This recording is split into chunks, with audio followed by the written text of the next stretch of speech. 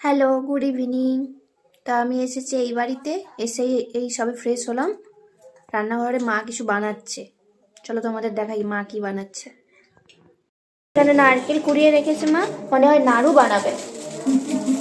আচ্ছা, দেখা যাক কি বানানো হয়।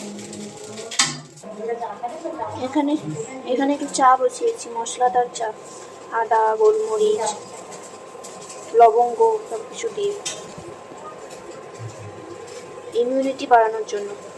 যা ওয়েদার এখন, সকালে গরম, সন্ধ্যেতে ঠান্ডা, কি করবো আর। দুজনে মাত্র পড়তে এসেছে।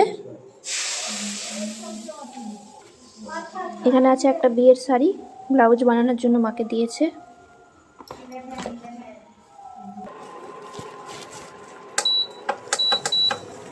টকবক করে ফুটছে, ভালো করে ফুটুক মশলাগুলো, চাটা পরেই দেবো।